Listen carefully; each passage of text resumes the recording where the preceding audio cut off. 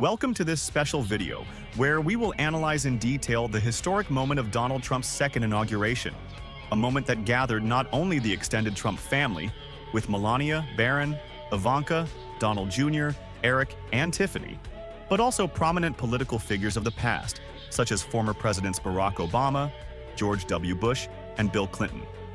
The presence of these personalities, along with the official transfer of power from outgoing President Joe Biden to Trump, gave a sense of gravity and historical continuity, showing that despite intense disagreements, America's political scene connects different eras and ideologies in common moments of decisive importance.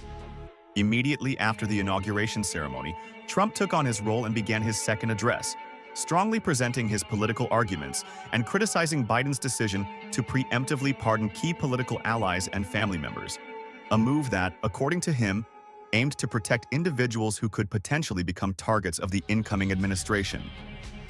With a strong and decisive tone, Trump did not hesitate to condemn the outgoing government, denouncing what he described as the brutal, violent, and unfair weaponization of justice, and promising to restore the scales of justice. One of the most significant points of Trump's address was recalling a traumatic experience from his campaign trail. An assassination attempt, which, as he claimed, made him feel that his life had been saved for a higher purpose, that of the rebirth and greatness of America. "They tried to take my freedom and, indeed, my life," he passionately declared. "I felt that my life was saved for a reason. God saved me to make America great again." This statement aimed not only to inspire his supporters, but also to create a sense of urgency and duty against the threats that, according to him, had proven systematic. Let's now look at some of the main promises and policies Trump highlighted during his address, which promise a radical shift in the way the country is governed.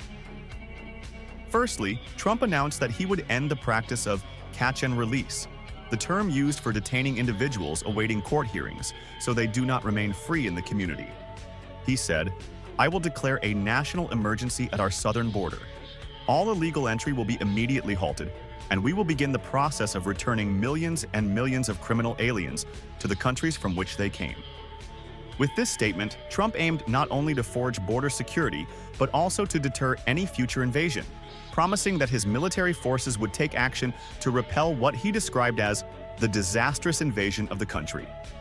Additionally, Trump brought back his old "Remain in Mexico" policy, arguing that this policy was necessary to ensure that those entering America illegally would remain at their point of departure until legal procedures were completed.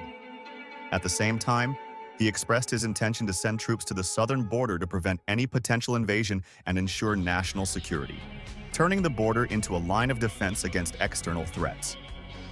Another significant promise Trump made was to take control of the Panama Canal, which, according to him, was under the influence of a foreign power, with China having a dominant presence. Trump argued that the Panama Canal Agreement was a foolish gift that should never have been made, emphasizing that the contract had broken Panama's promises and that hundreds of American lives had been lost during its construction, although official statistics show a much smaller number. Through this promise, Trump sought to redefine history and highlight the injustices that, according to him, his country had suffered. In the same vein, Trump announced plans to overturn posthumous rights and reduce political protection for transgender communities through executive orders that would recognize only two genders, male and female. Additionally, he stated that he would abolish programs aimed at managing diversity, equity, and inclusion, arguing that such policies socially engineer race and gender into every aspect of public and private life.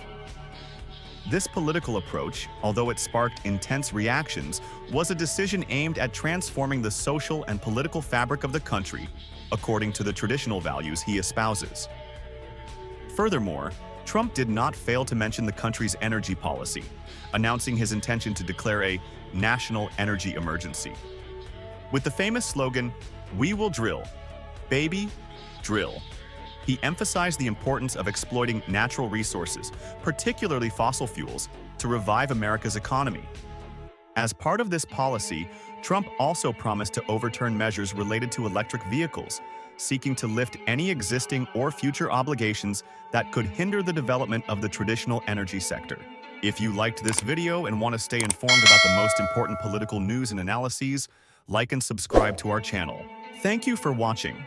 And until the next update, stay informed and committed to the developments in the political world.